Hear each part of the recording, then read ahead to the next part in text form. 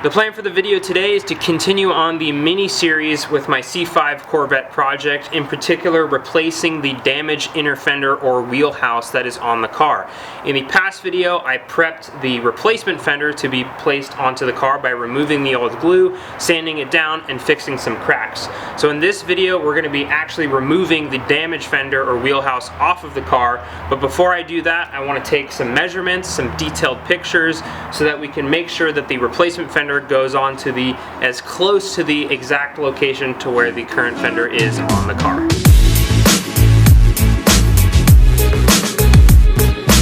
So getting right down to business in this video, what I want to do before I remove the current fender or wheelhouse off the car is take some detailed measurements and pictures of where the current placement is of the inner fender on the car.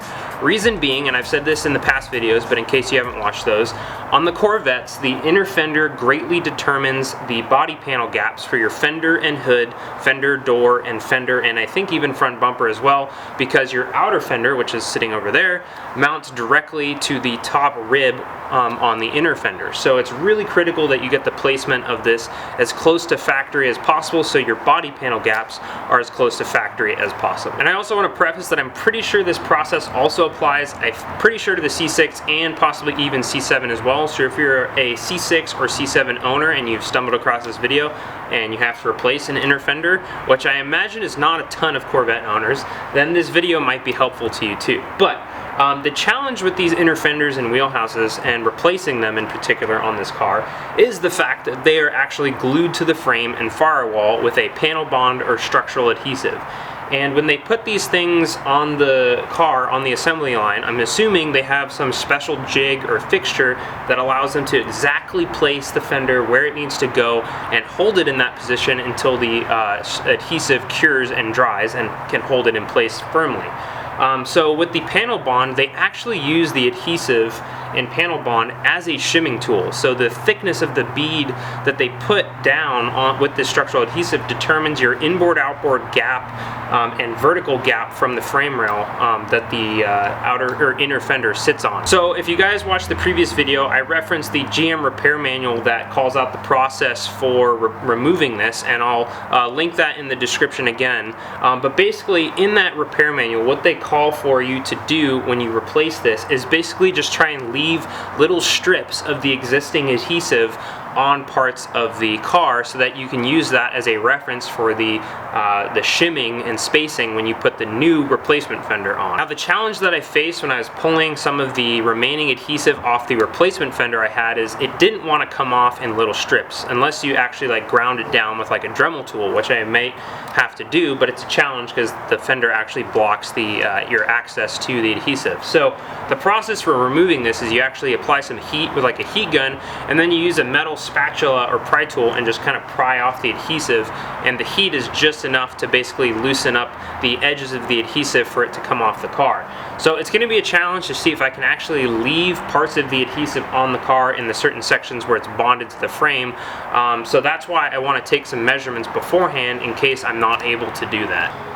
Okay, so coming over to the car to show you guys visually some of these areas that I was referring to. So the first being on the front of the fender here on the inside part, there's this little bracket that stems off and then rests on top of the frame rail. So the first measurement I'm going to want to take is the distance from the front of this little bracket to the front of the impact bar right here.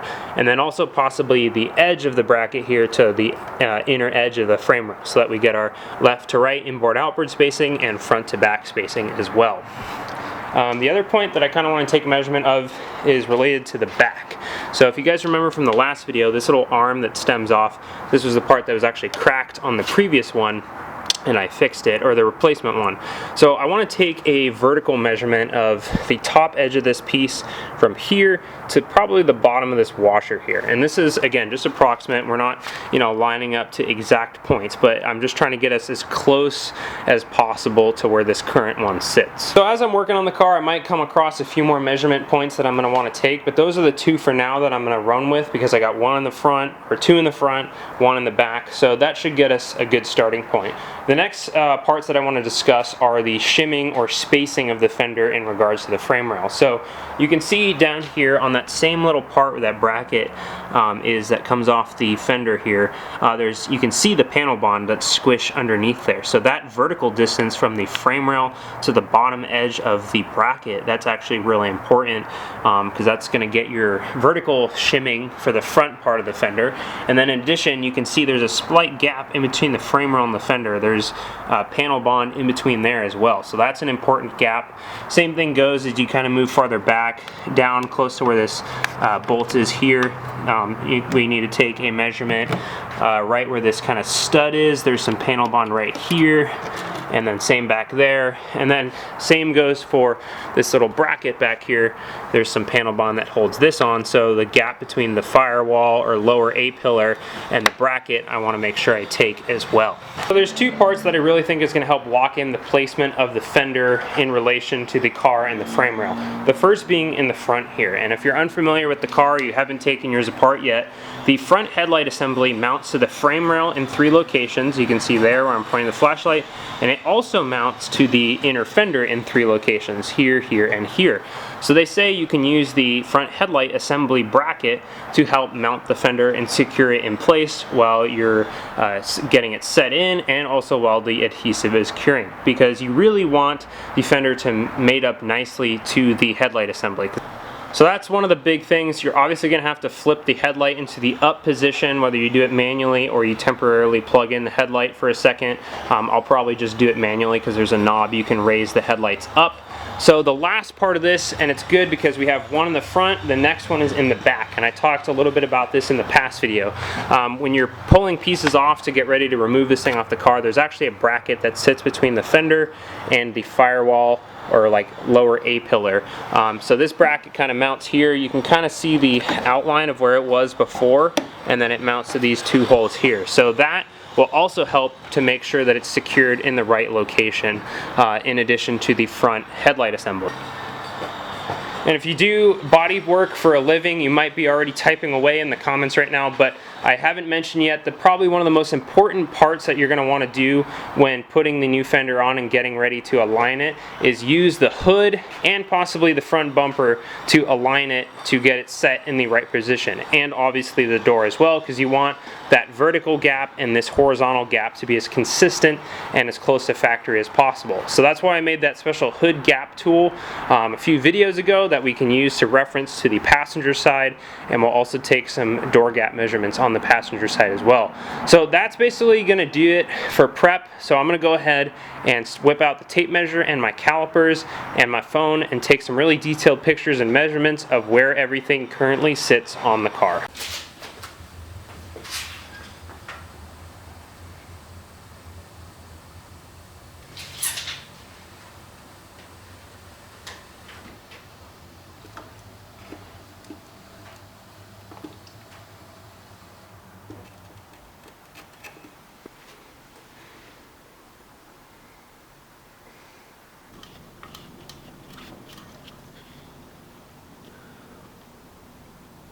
Okay, so if you guys were wondering what I was just doing right there, I was having trouble getting my calipers down in this little gap here to measure this gap between the frame rail and the fender, because there's glue applied right here.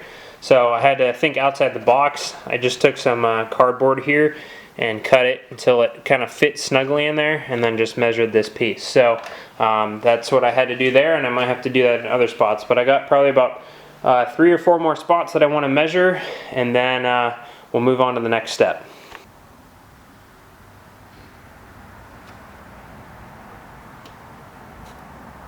Okay, so measurement point 1 is the edge of the inner fender bracket to the front edge of the front impact bar. So that is essentially the distance from here, the front face of this little bracket, to the front edge of the impact bar came out to 16 1/8 of an inch. Next measurement point, number 2, is the distance from this point on this little bracket here to the inner edge of the frame rail, and that came out to 1.875 or 1 7/8 inches. Measurement point number 3 was the top of this little arm here to vertical distance, basically intersecting, I need to hold the flashlight right, intersecting these two holes perfectly down the middle to the bottom of this washer here. That came out to exactly right around 4.525, I just call it 4.5 inches. Measurement point number 4 was the vertical distance of the spacing off of the frame rail to the bottom edge of this little bracket here, and that came out to 0.355 inches. So measurement point number 5 was the inboard outboard measurement. So basically the spacing of the front face of the fender off of the frame rail here. So there's a little gap right in here essentially, and that came out to 0.155 inches. Measurement 6 was again the inboard outboard measurement. This is the one I had to take with the cardboard. So it's the spot right, let's see if I can get it right down in here. So basically right in front of this, this is the mounting point for the hood bracket strut. So basically right down in there because there's some glue in there. So that measurement point came out to 0.255 inches. So measurement point number 7 was again the inboard outboard measurement. So basically horizontal distance this way. So this is the distance of this, so this little bracket here, this is part of the frame rail. This is kind of part of the strut and control arm assembly. So the distance from this little bracket that's mounted permanently to the frame to this edge of the fender, that came out to 0.2 inches, pretty much on the dot. Measurement point number 8, again another inboard outboard measurement. So basically this little gap, let's see, so you can kind of see again this flange or bracket that's mounted to the frame.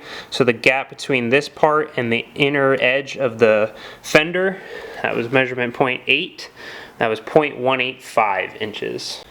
And then measurement point number 9, same inboard outboard measurement, but behind in this, it's hard to see here, but this little tiny gap right there to there. And again, I used the cardboard for that one, and that was 0.195 inches.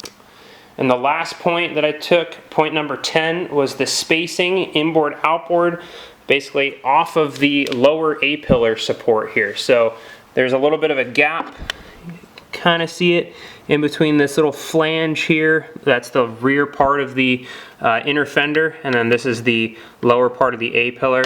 So the gap between this piece right here is right around 0.28 inches.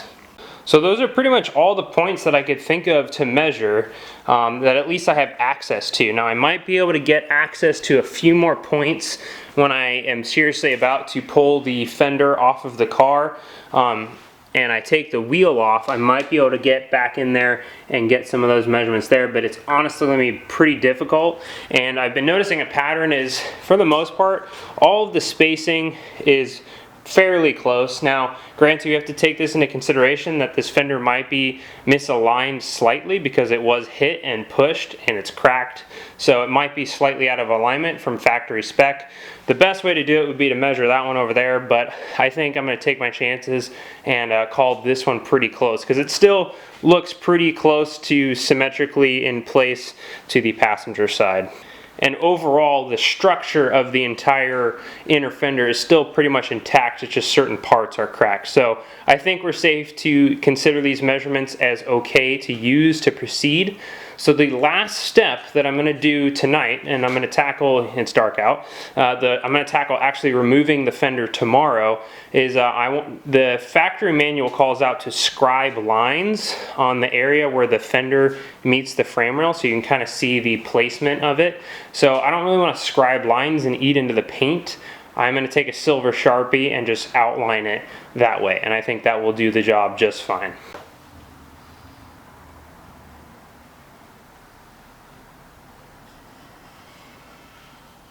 Alright, so that's going to do it as far as this portion. I'm just going to finish up by taking a few pictures, and then we'll start tomorrow on prying this damaged inner fender off. One last thing I thought of to do before I pull this thing off the car was, so I kind of took the idea similar to like when you torque stripe a bolt. So if you don't know the exact torque spec on a bolt, you can always put a hash across the bolt head and then wherever it's mating to, and then you can know that that's roughly where you could torque it down as far as like a radial position. So I kind of did the same thing here in multiple places. So I kind of put lines on the frame and then corresponding lines on the fender itself. And I did this in many different areas. So there's a line here, line on the fender, line here, line on the fender.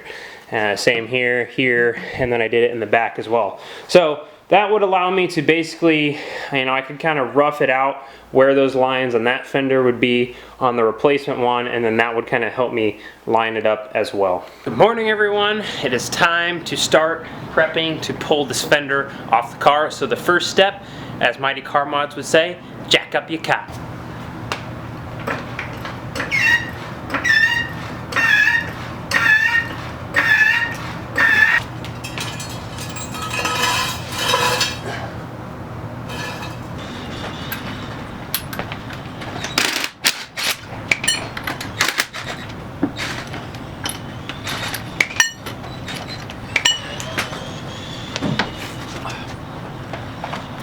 Alright, so now that I got the front wheel off here, I was looking up in here trying to see if there's any more spots to like take any measurements of before I start prying this thing off the car. And there's a little spot right here that I could take a measurement of, and possibly from the back there, and maybe same spot in the front. But other than that, everything is pretty covered up by the fender. So I think my game plan is probably gonna hit, you know, try and get the scraper from this side and from the top side. And then the tricky part is gonna be right here is where there's that like U-shaped piece of adhesive that goes in. So I don't really want to, you know, it's kind of blocked from this way, and the only way to get it is if I come up from the bottom. And I don't want to put a lot of heat here because there's these udders for the drain for the cowling. So what I'm going to do is probably hit this directly with the heat gun and hope that's enough heat application to where I can then get the scraper up from underneath and get this thing off. So I'm going to take a few quick measurements of those pieces, and then I'm going to start getting the heat gun ready, and we're going to pry this thing off. Okay, so I took 6 more measurements now that the wheel is off, and I just wanted to relay them to you guys. So I took upper, middle, and lower point in front and rear of the upper control arm. So this upper point right above the upper control arm, the forward upper control arm mounting point, was 0.286. This part right here, the middle, was 0.255. and the lower was 0.308. And then for the rear or aft above the upper control arm, this was 0.26. The middle was 0.195 and the lower was 0.27. So that's the spacing off. So this is the inner fender right here, and then this is the frame rail. So this little spacing where my finger is right there, that's all that spacing. So what I'm probably going to end up doing actually is just 3D printing a bunch of shims, because I don't feel confident that I'm going to be able to leave the adhesive in place. My plan of attack is when I go to pry this off, I'm going to try and pry the adhesive on the part that is contacting the fender, so that hopefully the adhesive remains on the car, and I can get a measurement of that, possibly leave some. But I almost would feel more comfortable 3D printing some shims rather than just leaving old adhesive on there that's been on there for 20 years. So we'll just see how it goes, and we'll go from there. Also, one thing before I get into actually tearing this thing off the car, just with those measurements and the values, just keep that in mind that this is a 20-year-old car that was in an accident. So they very well might not be perfect, but I'm gonna go, that's the best I got. So if you guys are doing this on your car, just maybe do some verification measurements yourself, just to see if there's any deviations from the numbers I got. All right, here we go. Again, starting on the low heat setting with this Drill Master heat gun. And you don't want to go too crazy on the heat, because obviously if there's rubber or plastic or even the paint on the frame rail, you don't want to try and avoid damaging that in any way. Alright, let's give this first section a shot.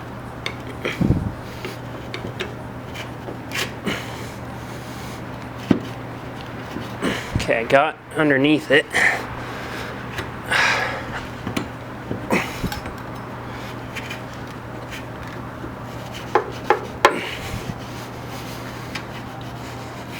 coming very close to knocking the camera off, so I might have to move you guys.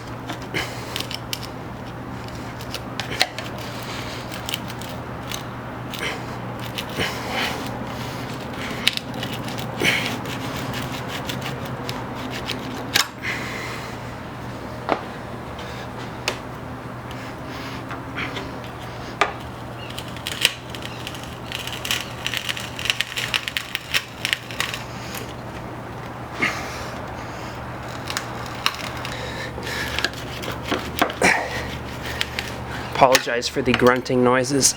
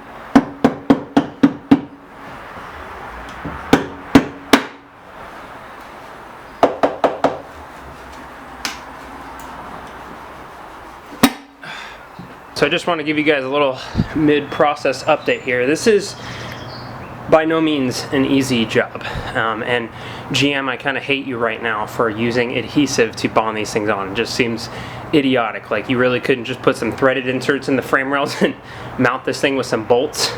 It would be way easier. But so generally, so the process here, so the front has been pretty easy, or not easy, but been able to get the spatula in there, and what has worked is I get a little rubber mallet, and you probably saw me tapping on it gently, and it kind of just helps drive the scraper down through to wedge behind the adhesive. The tricky part is as you go towards the back, you get all these lines here, and I really don't want to have to take all these out because they're held in with these like stupid little plastic clip things that are probably just going to break if I try and pull them off. So what I've been trying to do, and you know, now the complete front part of the fender is actually loose. So basically from the shock forward, the fender is now dismounted. It's just this rear section now. And the other thing that I found was this section just pops off. There's a little, actually a button on the inside of this that just kind of goes in a little hole, and that came off pretty easily. So now the trickiest part is the section aft or behind the control arm. So all this right here, down here, and then this guy is going to be interesting as well. So you don't have great access on the engine side of this, and I imagine a lot of the cars that the replacement ones are getting pulled off of probably have the engine out already, since the LS motor is so desirable. So that would make it a lot easier to get from the inside. So what I've been doing is using the heat gun and hitting it on the outside part of the fender well on the inside, being careful not to heat up the bushings for the control arms, because that's what you definitely don't want to damage those. So then if you apply enough heat through the back side of this, then it should, what I did basically for the front side was just kind of slowly pull and pry at the same time. And just keep in mind, if you're trying to salvage this, it might crack. Mine's cracked already in a bunch of spots, but this thing was going to be going in the dumpster anyways. So props to the dudes that pull the replacement ones off of cars, because I now have no beef with them for breaking this, because this is definitely not an easy thing to pull off without damaging the part. And the other thing too, so I was saying, if you're doing stuff on the inside, engine side of the fender, keep it on the mild setting on your heat gun. But what I've been doing, since I don't have great access in this back area, is hitting the inside, but hitting it with the high heat setting, so hopefully transfer more heat through the part to get to the adhesive. So that's been working so far. So we got the front piece loose. So now I'll work on the back. All right, so I just missed getting this on camera, so I'm kind of bummed, but I started working my way at the back again. So I basically blasted this little area right here where there's some part numbers and assembly description. Just blasted that with high heat because I'm not too worried about it because it's the back side. And I just started pulling on this and it just popped. So now the back and the front are both loose. So literally the last part that's still holding on is right here. So gonna keep working at it, but we're getting really close. And so far, hasn't been too bad.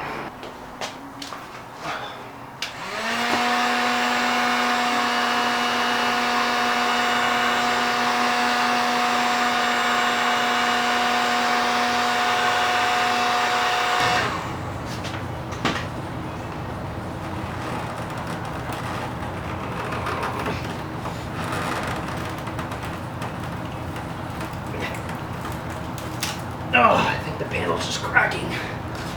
No.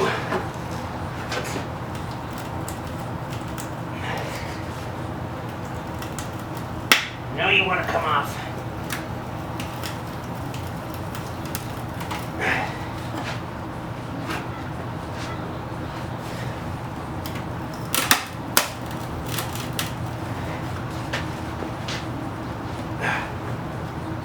Alright, so I'm pretty sure I'm getting close to getting this thing off, but I actually forgot I gotta take this hood latch assembly out. So that's just 3 bolts. Alright, got the hood latch off. Got the little clip that holds the cables on there off. So now let's try and get this last little bit of adhesive loose. So I'm gonna just hit the inside for like a solid minute with the heat gun, and then I'm almost like, I don't care if I ruin this panel because it's already well beyond repair worthy. So I'm just gonna then like push down on it, and hopefully like the downward angle of me pushing on it kind of just peels it right off the adhesive.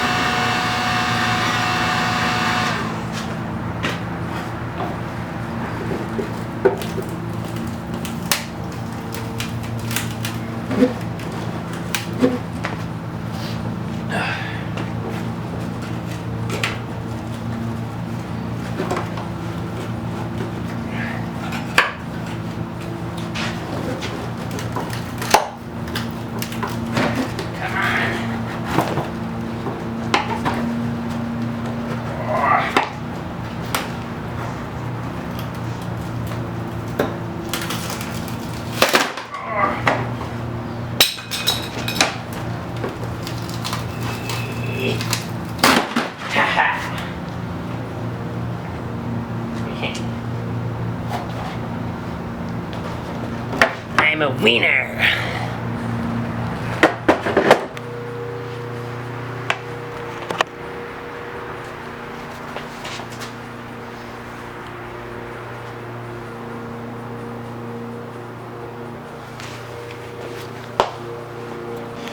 Corvette inner fenders are no match for me. Got this thing off with minimal damage. Luckily it came off all in one piece, although I really wasn't worried about damaging it. I just wanted to get this thing off so I could get the new one on. But yeah, again, props to the guys that pull these things off of wrecked cars to sell them on eBay secondhand, because it is not an easy job, but you have to be very delicate if you want to sell this as a not or minimally damaged part. But so yeah, here's what a Corvette looks like without the inner fender or wheelhouse on it.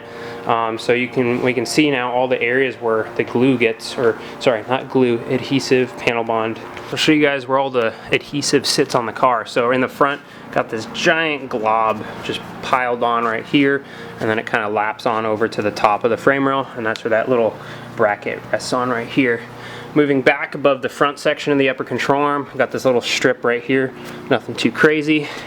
Coming back above the rear section of the upper control arm, Got this giant strip that kind of then tapers down onto the back side. Gosh, this thing is getting in the way. And I just noticed now that part of the fender did break off, so I'm gonna have to go in and, gosh darn it, this little hose.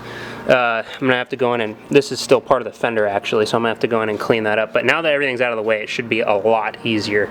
And then the next part where it mounts onto is right in the back here, onto the bulkhead of the firewall.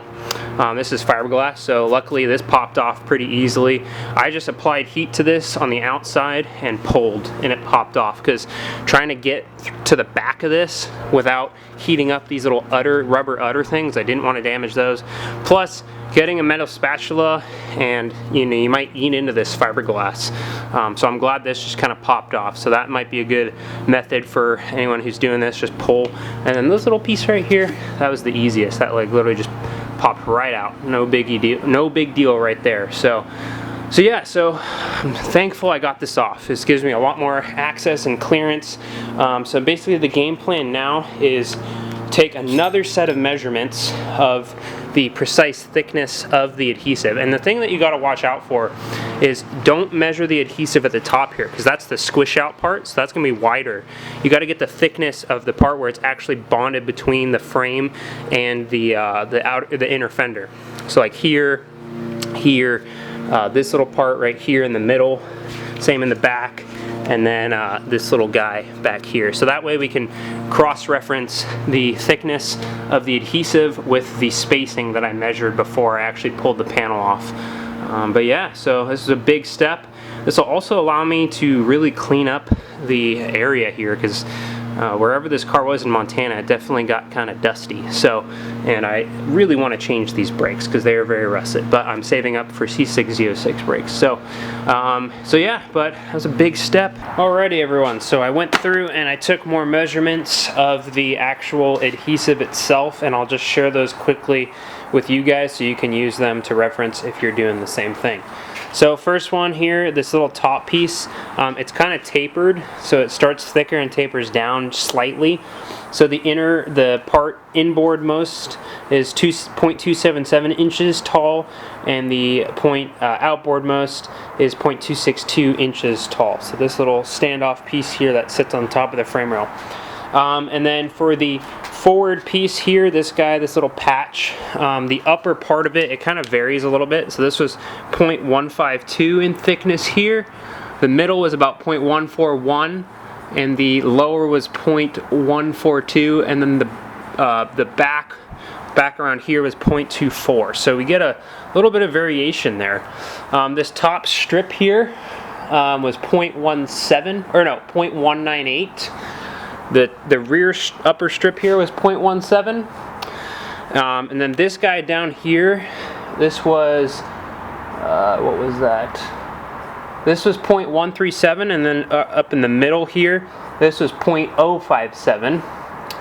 And then moving to the very back, so the thickness of this was 0.14, and then I took a measurement also of this little piece here, and it was 1.6 inches thick or wide, 1.279 inches tall, and then the little square in the middle was 0.658 inches tall and 0.323 inches wide.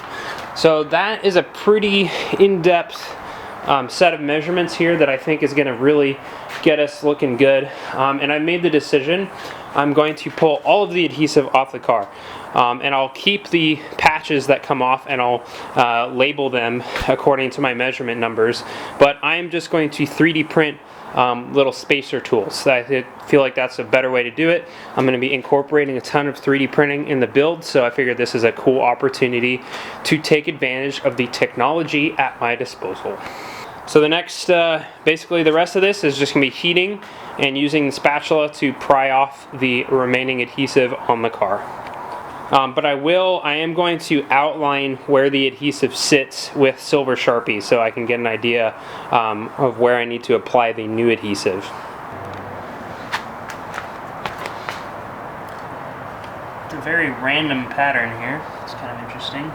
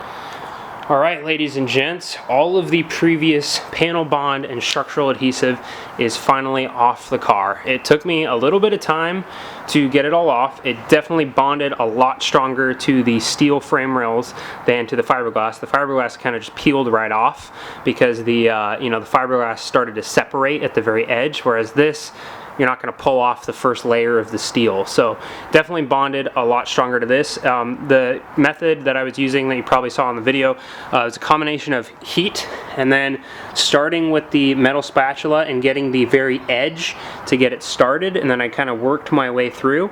And then the real big thing that helped was using this rubber mallet and slightly just tapping the spatula to get it to drive further. And if it started to get hard, I didn't want to go too rough with the spatula, so then I added more heat and just slowly peeled all of it off. So on this side, started here first, kind of worked my way over. This was pretty easy. I just peeled it off one straight piece. This was difficult because you have the brake master cylinder right here with brake lines and some other cables you could move out of the way. But what I did with this part was I started from the bottom right here, heated this up really good, started from the bottom and started to lift it off, and then it allowed me to go in horizontally and then start working my way down. And then this was especially difficult because there were still parts of fiberglass from the old Fender that broke off and stayed on the car. So that was the most difficult part. And then this little guy right back here was pretty easy. Just applied a little bit of heat and it came right off. So I was pretty happy with the process here. It definitely pulls off some of the paint, but the panel bond that I will be using, which I'll get to in the next video, requires you to apply it to bare metal. So that's okay. So we're gonna have to grind all that down anyways. But the other thing I wanted to note, and actually the factory workers must have missed this hole, there's little holes right here and here that are designed to be kind of like squish through holes, or like rosettes, like if you're used to welding. So you're supposed to apply the panel bond here, and then when you apply it, it kind of squeezes through and then attaches the fender more securely to the car. So this front piece, it didn't even contact that hole, but this one, the adhesive actually went all the way through this hole to the other side. So that's something you're going to want to note for when you're applying the adhesive. But yeah, so I was pretty happy with the overall process, and I'm very much glad that the damaged fender is finally off the car. So thank you guys so much for watching this video, especially if you stuck all the way to the end of the video. I know the content is very specific to this particular repair area on the C5, C6, and I think even C7 as well. But even if you don't own a Corvette, I hope maybe you learned something about bodywork or general repair, kind of trial and error procedure, figuring stuff out. So, but if you do own a C5, I hope this video was helpful to you and you learned something. If you have any questions about the process thus far, please feel free to leave comments or questions in the comment section below, and I'll do my best to answer them for you to help you out. I am also kicking around the idea, because I am going to be 3D printing the spacer tools to bond the new fender on. I think that's way better of a way to do it than try and cut and leave little strips of the old adhesive.